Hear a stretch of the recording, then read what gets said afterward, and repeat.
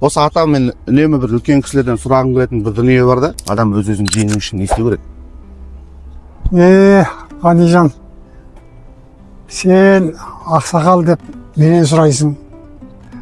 Ал мен Абайға жүгінем ғой. Абай атамыз айтқан екен ғой.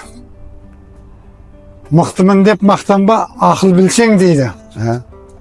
Мықты болсаң, әуелі нәпсіңді жең дейді. Сонда адам өзін өзі өзгерту үшін нәпсін жеңу керек екен ғой. Келтірдік қой екі жол өлеңді. Бұл жағы Абайдың Ескендір деген поэмасында келеді. Оның өзінің бір кішкене сюжеті бар, енді мен қысқартып айтайын.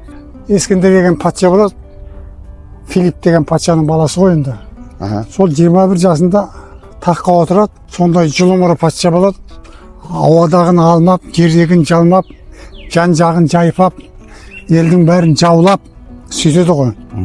Сөйтіп әттен дәнеп қалған бүкіл жер жаһанды жаулап алсам деген мақсатпен бір жорыққа шығады. Сөйтсе жаңағы айдалас шөлге тап болады. Одан ашуланып қастасын бәрі қырып тастағысы келіп тұрған кезде алыстан жылтырап бірдеңе көрінеді. Барып қараса мөлдір бұлақ су ағып жатыр екен. Дәмін татады. Дәмін татса бір керемет. Соңғы бұл мөлдір бұлақ қаяқтан келіп жатыр десе, сол жоғары қарай өрлеп бір жерге барса үлкен бір қамал тұр екен дейді. Сол қамалды жаңағы бұзып жаулап алғысы келеді. Сөйтсе жаңағы алынбайтын қамал екен.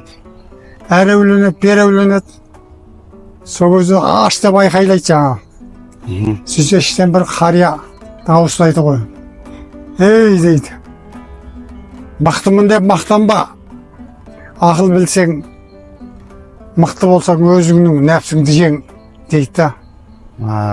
Сен мына қамалды сен бұзамайсың. Тегі мықты болып барасың өзің нәпсіңді жең дейді. Енді өшірген шығады еді.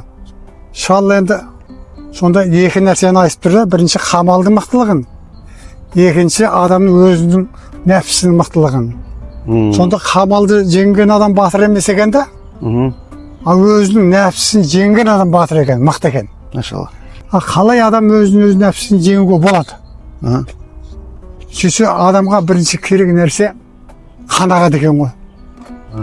Жаңағы поэманың жалғасында былай да, мақұл дейді, мен қайтайын дейді, сен маған бір сыйлық бер дейді, патша Ескендір.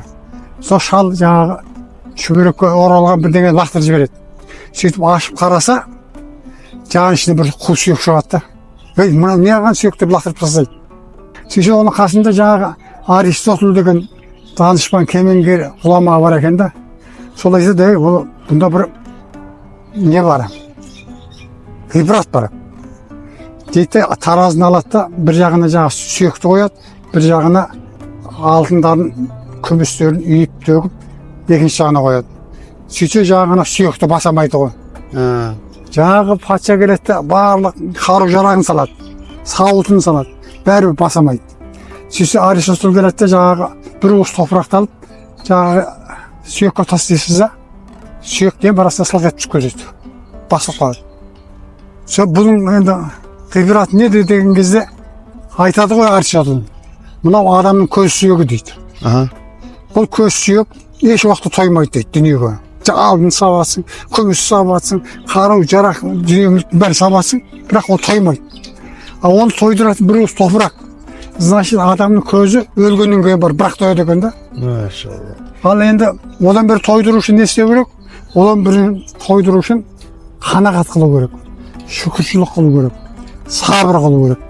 Мысалы енді жаңағы сабыр неге керек деген кезде, сол қанағатты адам ұстай алмайды екен, сабыр болмаса. Сондықтан сабырлы болып тәрбиелену керек екен. Сонда барып жаңағы адам өзін өзі жеңе алады екен. Өзін өзі жеңу деген нәрсе адам нәпсін жеңу ғой. Ең үлкен жауың кім деген кезде айтқан екен да, ол сен нәпсің деген екен да.